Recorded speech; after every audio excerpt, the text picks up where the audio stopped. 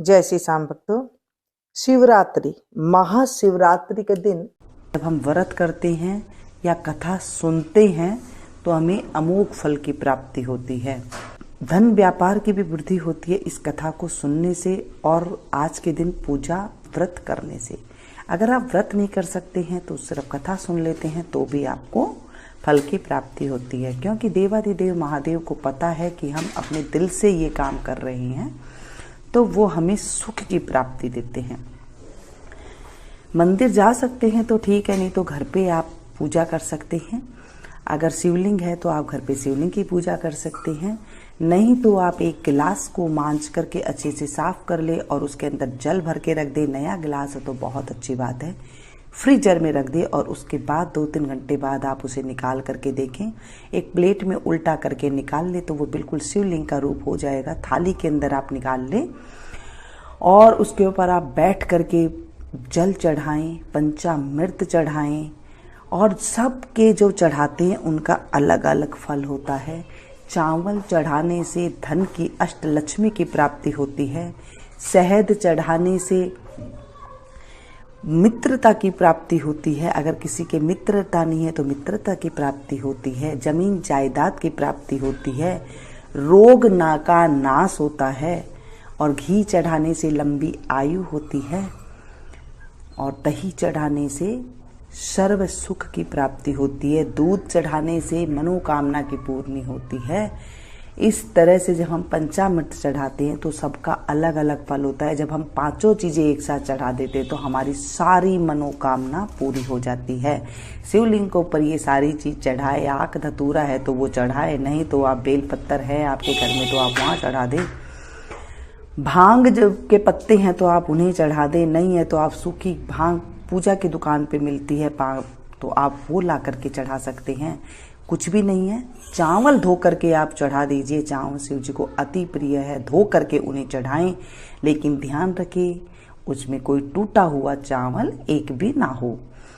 और टूटा हुआ है तो उन्हें आप निकाल दें। उन्हें आप धो करके एक मुट्ठी भर चावल आप शिवलिंग पर चढ़ा सकते हैं। उसके बाद आप तिलक लगाएं। रोली का तिलक नहीं लगता है भोलेनाथ को, आप इन्हें पीला चंदन का लगा सकते हैं, सफ़ेद चंदन का तिलक लगा सकते हैं। स्नान कराने के बाद आप उन्हें इतर लगा सकते हैं किसी फूल में या फिर किसी रुई पे, या फिर ऐसे ही आप चढ़ा दें, इतर चढ़ा सकते हैं आप। उसके बाद आप इन पर फल चढ़ा सकते हैं। जो चालीसा है शिव चालीसा वो पढ़ सकते हैं, रुद्राष्टकम पढ़ सकते हैं। हर चीज़ पढ़ने का भी बहुत ज़्यादा महत्व होता है। जब आप शिव चालीसा पढ़ते हैं तो भगवान भोलेनाथ अति प्रिय है, अति प्रिय है भोलेनाथ को शिव चालीसा, तो आप वो पढ़ें। शिव की महिमा पढ़ें, शिव रुद्राष्टक पढ़ें, शिव पुराण पढ़ें। जो आपसे पढ़ा जाता है आप पढ़ सकते हैं। ऐसा नहीं कि आपको सभी कुछ एक साथ पढ़ना है। जो आपका मन करे आप इसे पढ़ें, जितना आपका टाइम हो आप उसका करें, नहीं तो आप सिर्फ नमः शिवाय का जाप कर सकते हैं और जाप करते करते आप इन्हें चढ़ाएं। अगर कुछ नहीं आता है तो आप सिर्फ ये जाप करके ये सारी चीज़ चढ़ाएं और उसके बाद आप कथा सुने। घर में सह परिवार अगर बैठ के कथा सुनते हैं तो बहुत अच्छी बात है। सारों के साथ आप बैठ करके भगवान शिव की कथा सुने और उन्हें धूप दीप कपूर से उसके बाद उनकी आरती करें।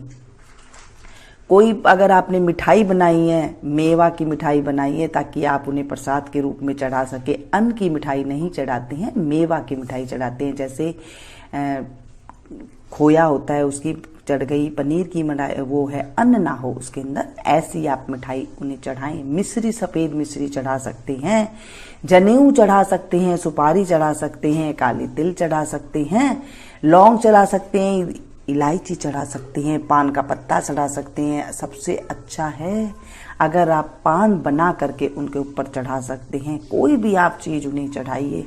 सब चीज़ भगवान भोलेनाथ को अति प्रिय है। देवाधिदेव महादेव यानी कि भोलेनाथ, भोले हैं वो किसी चीज़ से भी प्रसन्न हो जाते हैं। आपके पास कुछ भी नहीं है, सीधा सिंपल आप जल चढ़ा देते हैं तो भी भोलेनाथ अति प्रसन्न हो जाते हैं।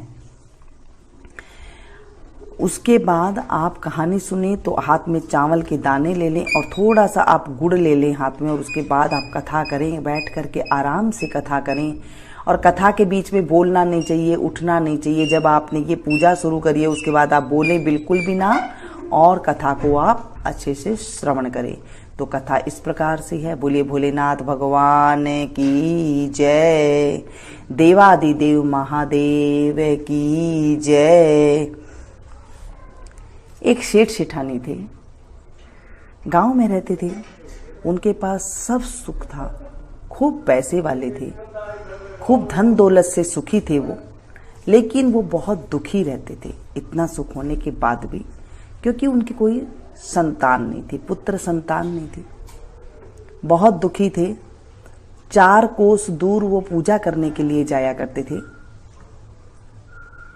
जब सेठानी जवान थी तब तो वो चली जाती थी। धीरे धीरे उनकी तबीयत खराब रहने लग गई, क्योंकि वो 4 कोस दूर जाकर के पूजा करके आते महादेव जी की, और उसके बाद आके घर का उन्हें काम करना पड़ता था। तो धीरे धीरे उनको जैसे उम्र बढ़ने लगी तो वो थकने लगी, और वो कहने लगी कि देखो जी, आप एक बहू ले आओ तो मेरा थोड़ा सुख हो जाए, कि वो काम मगे कर लें और मैं भगवान भोलेनाथ को अच्छे से पूजा कर आऊं। अब मुझसे काम नहीं होता है।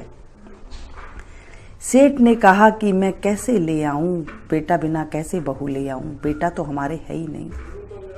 बामणी बोली, सेठानी बोली कि हमारे पास इतना धन है तो आप धन से ही बहू ले आए। साहूकार ने कुछ बैठ करके सोचा, कहने लगे कौन देगा बेटे की बहू, और उसके बाद फिर वैसे ही चलता गया। कुछ दिन बाद साहूकार ने कहा, सेठ ने कहा कि हे सेठानी, मुझे थोड़ा सा आटा दे दो और उसमें कुछ सोने की मोहरें डाल दो।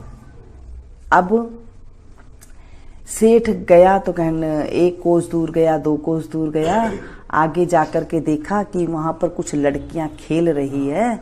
तो उनमें से वहां जाकर के वो खड़ा हो गया, देखता गया कि सारी लड़कियों ने अपना अपना घर बनाया, मिट्टी में खेल रही थी। तो सारी लड़कियों ने अपने अपने घर को तोड़ दिया, और एक लड़की थी, उसने भी, सबने कहा भाई तू भी तेरा घर को तोड़ दे। उसने कहा ना भाई, मैं तो मेरा घर नहीं तोड़ती, घर तो बहुत मुश्किल से बनता है, मैं तो घर नहीं तोड़ती। साहूकार ने कहा ये तो बहुत सियानी लड़की है, इसी के साथ मैं चलता हूँ, इसी को ही देखता हूँ कि ये कोई क्या करते हैं इनके घर के। जब वो गया तो लड़की के घर में बहुत गरीबी थी, और लड़की को सेठ ने कहा कि बेटा, मैं बहुत दूर से आया हूँ गांव से, और मुझे बहुत तेज भूख लगी हुई है, और मुझे कुछ खाना खिला दो, 2 रोटी खिला दो। तो उसने, लड़की ने कहा कि मैं मेरी माँ से पूछ करके आती हूँ, फिर आपको बताती हूँ। जाकर के गई, माँ एक बटाऊ आया है, एक कोई मेहमान आया है, वो कह रहा है कि मैं भूखा हूँ, मुझे रोटी खिला दो। तो कहने लगी बेटा, अपने घर में तो आटा वगैरह है नहीं, और अभी रोटी थी वो भी खा ली, अपने घर में तो है नहीं, कहाँ से दूं मैं रोटी।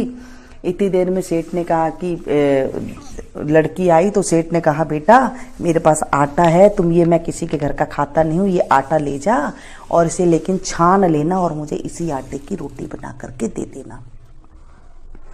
लड़की आटा लेकर के चली गई, माँ से कहा माँ इसे छान लेना। माँ ने जब छाना तो उसमें काफी सारी मोहरें निकली, सोने की मोहरें निकली। तो लड़की की माँ ने सोचा, अरे इतनी सारी मोहरें है। इतनी देर में लड़के के पिता भी आ गए कि इतनी मोहरें जब आटे में ही हैं, तो उन्होंने आटा को, मोहरें ले जाकर लड़की को दिया और बोला जा उस बटाऊ को दिया। जब लेकर के गई तो उन्होंने कहा, सेठ जी ने, कि नहीं, मेरे तो घर में बहुत धन संपत्ति है, हमारे तो बहुत है, तुम ही रख लो, इधर उधर रख देते हैं हम तो। उन्होंने सोचा कितने पैसे वाले हैं। लड़की की माँ ने रोटी बना करके साहूकार को जब खिलाई, उसे लड़की के पिता ने पूछा, आप कहाँ जा रहे हो, बुरा ना मानो तो मैं पूछूं। उन्हें कहा, भाई मैं तो मेरा बेटे के लिए रिश्ता ढूंढने जा रहा हूँ, कोई लड़की अच्छी सी मिल जाए तो मैं ब्याह कर दूं, ब्याह रोपने जा रहा हूँ। तो साहूकार ने सीधा बोला कि भाई आप ब्याह रोपने जा रहे हो, मेरी लड़की अगर आपको पसंद है तो आप ब्याह कर लें, रोप दे, ब्याह पक्का कर दे। तो सेठ जी को तो यही उम्मीद थी, उन्होंने फटाफट से हाँ भर दी। लेकिन उन्होंने कहा कि मेरा हाँ भर के और थोड़े से रुपया वगैरह दे करके, नारियल वगैरह दे करके ब्याह का जो है पक्का करके आ गया। अब घर में आके उदास बैठ गया। सेठानी बोली, उदास क्यों बैठे, कहते हैं अब ब्याह कैसे करेंगे। इतने में बेटे को, पिता को भी ये हो गया कि कहीं वो जवाब भी कुछ नहीं आ रहा है, कहीं पूछे तो सही कि ब्याह कब करेंगे, कैसे करेंगे। तो उन्होंने उन्हें बुलाव भेजा कि भाई अब कैसे ब्याह कब करेंगे, कैसे करेंगे, आप करो। तो लड़के के पिता ने कहा भाई मैं तो इसलिए आपसे नहीं बात कर रहा हूँ क्योंकि मेरा बेटा काशी जी पढ़ने गया है, अगर जल्दी है तो हम कांडा से शादी करेंगे। तो उन्होंने कहा हाँ आप कर लो। लड़की के पिता ने कहा हाँ हम खांडे से ब्याह कर लेंगे। तो उन्होंने खांडा रख करके बेटे का ब्याह कर दिया, फेरा हो गए। अब बहू आ गई तो सारा काम छमछम करके सारा दिन करती रही काम। अब सेठानी को सुख हो गया। बहू से कहा था बहू चौका की जब आँच खत्म हो जाए तो दिए की आँच मत खत्म होने देना, और दिए की खत्म हो जाए तो चौके की आँच जो है मत खत्म होने देना। एक दिन दोनों आँच खत्म हो गई, बुझ गई, तो वो गई पड़ोसन के पास भागी भागी, पड़ोसन मुझे आँच दे दे। उसने कहा तू कौन है?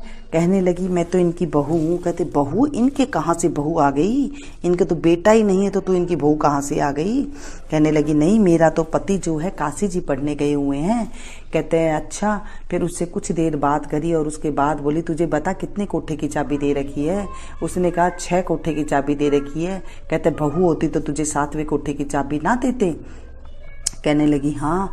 आई और अपने जो गहने कपड़े थे उतार करके बैठ गई, छमछम करती जो फिर रही थी, आज वो एकदम सिंपल साड़ी में आकर के बैठ गई। और आई सास ससुर तो खाना मांगा तो उन्हें वो जली सी खिचड़ी बना करके दे दी। सासु ससुरा बोले बेटा बहू आज तो जो है खिचड़ी अलूणी है। कहने लगी मैं तो सदा की अलूणी हूँ। बहू आज तो खिचड़ी जली हुई है, मैं तो सदा की जली बड़ी हूँ। और इस तरह कह दी। तो सेठ सेठानी सोचे कि आज तो पड़ोसन की हवा लग गई, आज तो पड़ोसन की सीख लग गई है बहू को। कहते पड़ोसन की क्या सीख लगे, अगर आप मुझे बहू मानते हो ना तो मुझे 6 कोठे की चाबी दे रखी, 7वें कोठे की चाबी क्यों नहीं दे रखी? तो उन्होंने कहा नहीं बेटा उसमें तो कुछ भी नहीं है, कूड़ा कबाड़ा है, ये ले ले तेरी चाबी, ये पकड़ो।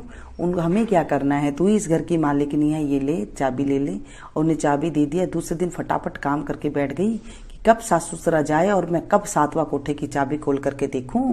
दूसरे दिन सासु ससुर भगवान को सींचने गए तो पीछे ऊपर भागी, फटाफट के ताला खोल के देखी तो देखते ही अचंबा करने लग गई। शिव पार्वती बैठे हैं और केला पीपल तुलसा उग रही है, नदी बह रही है और एक छोटा सा कंवर पूजा कर रहा है, बहुत सुंदर सा कंवर लड़का पूजा कर रहा है। बोले तू कौन? बोला मैं तेरा पति। बोला मेरा पति तो काशी जी पढ़ने गया है। बोले नहीं मैं पहले आ जाता हूँ और 1 महीना पहले बैठ करके मैं यहाँ पूजा पाठ करता हूँ और उसके बाद मैं फिर आता हूँ।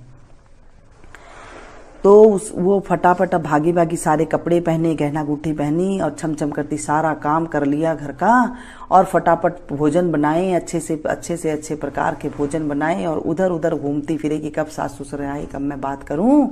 सासु ससुर आए, बोले आओ सासू जी जूं निकालूं। बोली बहू थके आ रहे हैं। ससुरा ने कहा नहीं निकलवा ले, नहीं तो ये फिर से बिचर जाएगी, गुस्सा हो जाएगी। सासू बैठ करके जुएं निकलवाने लगी। तो जुएं निकलवाने के बैठी तो उसने कहा कि सासू जी आप कहाँ जाते हो? उन्होंने कहा बेटा हम तो शिव पार्वती सींचने जाते हैं, यहाँ से 4 कोस दूर है। कैसा माँ जी शिव पार्वती तो अपने घर में है। कहने लगी बहू घर में छोड़ गांव में ही नहीं है। क्या चलो मैं दिखाऊं, आगे आगे बहू पीछे पीछे सासू। ससुर ऊपर भागे भागे गए, जाके देखें तो शिव पार्वती बैठे हैं, केला पीपल तुलसा उग रही है और एक सुंदर सा लड़का पूजा कर रहा है। बोला तू कौन? बोले मैं तेरा बेटा। क्या मेरा तो कोई बेटा ही नहीं है, तू कहाँ से आया? कहने की भगवान की कृपा से आपको बेटा मिला है, भोलेनाथ की कृपा से आपको उन्होंने प्रसन्न होकर के बेटा दिया है और ये आपका पूजा का फल है। तो कहने लगी बेटा मैं मान जाऊंगी, ये मान जाएगी, लेकिन दुनिया कैसे मानेगी, मेरे रिश्तेदार कैसे मानेंगे? दूसरे दिन वो चिंता में बैठी थी। वो कहने लगे कि चलो लोहे की आंगी पहन लो। सारे गांव में ढिंडोरा पिटवा दिया कि मेरा बेटा है। लोहे की आंगी पैर करके नदी के इस पार माँ खड़ी हो गई, उस पार बेटा खड़ा हो गया। लोहे की आंगी में से दूध की धार बेटे के मुंह में चली गई। सारे लोग ने मान लिया कि हाँ ये इसका बेटा ही है। सारे नगरी में हिला फिरा दिया कि सब कोई भोलेनाथ की पूजा करना। भोलेनाथ की पूजा करने से कोई भी आदमी के कोई दुख नहीं होती, तकलीफ नहीं होती। जिन्हें बेटा नहीं होता उन्हें बेटा मिलता है, जिन्हें संतान नहीं होती उन्हें संतान मिलती है। सुहागन महिला का सुहाग अमर रहता है, कंवारी लड़की को मनभावन पति मिलता है, जिसकी जो मनोकामना होती सारी पूरी होती है। निर्धन को धनी बना देते हैं, अंधे को आंख देते हैं। ऐसे हैं मेरे देवादिदेव महादेव। घर में आई चमचम करके खूब अच्छी तरह से रहने लगी। उनके सुपात्र बहू आती है, जिन्होंने ये कथा सुनते हैं, करते हैं, भोलेनाथ की सेवा करते हैं, उनके घर में सुपात्र बहू आती है। हे देवादिदेव महादेव, हे भोलेनाथ, हे शंभुनाथ, आज हमने आपकी कथा का स्मरण किया है और इस कथा को जो कहे, सुने, सुनावे और जो हुंकारा भरे, उनकी सारी मनोकामना पूरी करना, उन्हें घर में सुख शांति देना और उनके बिल्कुल अच्छी बहू देना, उन्हें कहने सुनने वाली बहू, जो समझदार बहू हो, उनके घर में उनका आगमन करना, घर में बेटा पोता देना और घर में सुख शांति देना। इस तरह भोलेनाथ की कथा सुननी चाहिए। उसके बाद भोलेनाथ से क्षमा याचना जरूर मांगनी चाहिए। एक बिंदाई जी की कहानी जरूर सुननी चाहिए, क्योंकि बिंदाई जी की कहानी सुनने के बाद नहीं सुने तो सारी चीज अधूरी रह जाती है। बिंदाई जी की एक छोटी सी कथा कहेंगे हम, जो कि बहुत ही ज्यादा सिंपल सी है। एक छोटा सा लड़का था, वो निकल करके घर से बाहर चला गया। कहने लगा मैं तो गणेश जी से मिलने जा रहा हूँ। सबने समझाया नहीं, निकल करके जंगल में चला गया।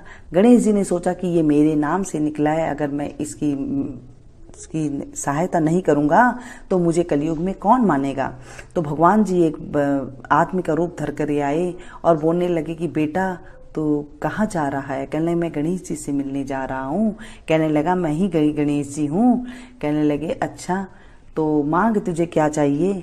लड़के ने कहा, गणेश जी अपने रूप में आ गए और उसने दर्शन दे दिए।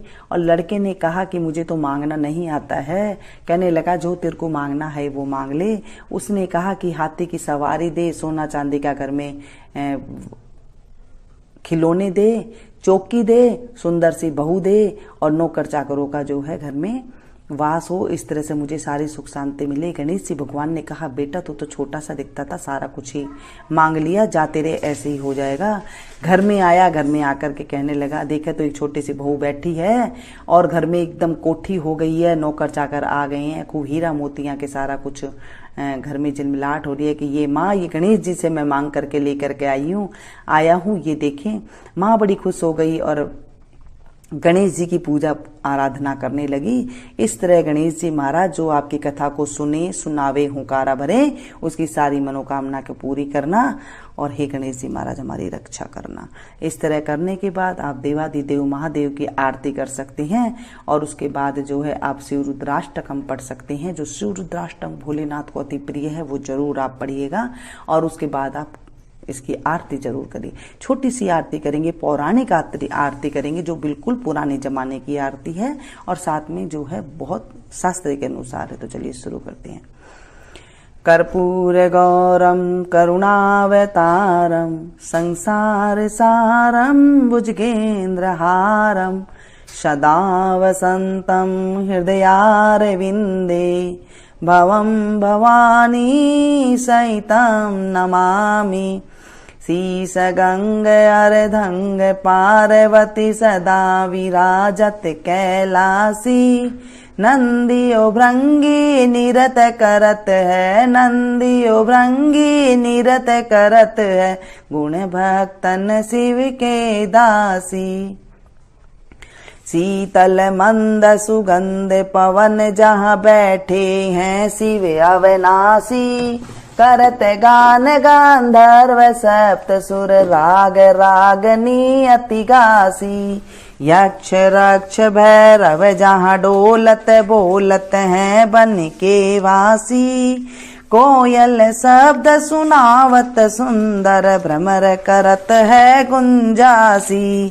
कल्प धूमि अरु पार जाति तरु लाग रहे हैं लक्षासी। कामधेनु कोटिक जहाँ डोलत करत फिरत है वीक्षासी। सूर्यकांत सम पर्वत शोभित चंद्रकांत भव के वासी। छाओ तो ऋतु फलत चढ़त है, पुष्प चढ़त है बरसासी। देव मुनि जन की भीड़ पड़त है, निगम रहत जो नित्य गासी। ब्रह्मा विष्णु जी को ध्यान धरत है, बाबा शंकर जी को ध्यान धरत है, कछु शिव हमको फरमासी। रिद्ध सिद्धि के दाता शंकर सदानंदित सुख राशि। जिनको सुमिरन सेवा करता, भोले जी को सुमिरन पूजा करता, छूट जाय यम की फांसी।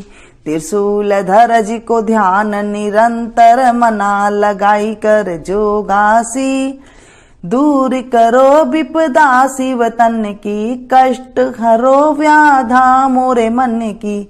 जन्म जन्म शिव पद पासी, कैलासी काशी के वासी बाबा अविनाशी। मेरी सुध लीजो सेवक जान सदा चरणन को, पायक जान हरि दर्शन को, अपनो ज्ञान कृपा कीजो। आप तो प्रभु जी सदा सयानी बाबा, व गुण मेरो सब ढकियो। सब अपराध क्षमा कर शंकर, मेरो अपराध माफ कर भोले बाबा। किंकर की विनती सुनियो, अभय ज्ञान दीजो हरिमो को, सकल सृष्टि के हितकारी। सिर भोलेनाथ बाबा भक्त निरंजन, भूतनाथ बाबा भक्त निरंजन, अलखनाथ बाबा भक्त निरंजन। भव भंजन भव शुभकारी, काल हरो हरि कष्ट हरो, हरि दुख हरो दारिद्र हरो। नमामि शंकर भवानी भोले बाबा, नमामि शंकर भवानी भोले बाबा।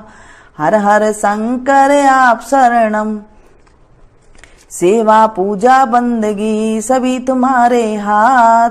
मैं तो कुछ जानू नहीं, तुम जानो रघुनाथ। सिंह चढ़े दुर्गा मिले, गरुड़ चढ़े भगवान।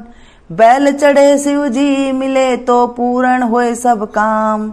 सदा भवानी दायिनी, सन्मुख रहत गणेश। 5 देव रक्षा करे, ब्रह्मा विष्णु महेश। सांब सदा शिवाय नमः। देवादिदेव महादेव की जय, शंभुनाथ की जय। तमेव माता च पिता तमेव, तमेव बंधु च सखा तमेव, तमेव विद्या द्रविणं तमेव, तमेव सर्वं मम देव देवं। पापहं पापकर्माहं, पापात्मा पापसंभवो। त्राहि मां पार्वतीनाथो, सर्वपापो हरो हरो। त्राहि मां पार्वतीनाथो, सर्वपापो हरो हरो। त्राहि मां पार्वतीनाथो, सर्वपापो हरो हरो। सांब सदा शिवाय नमः। बोले शंकर भगवान की जय।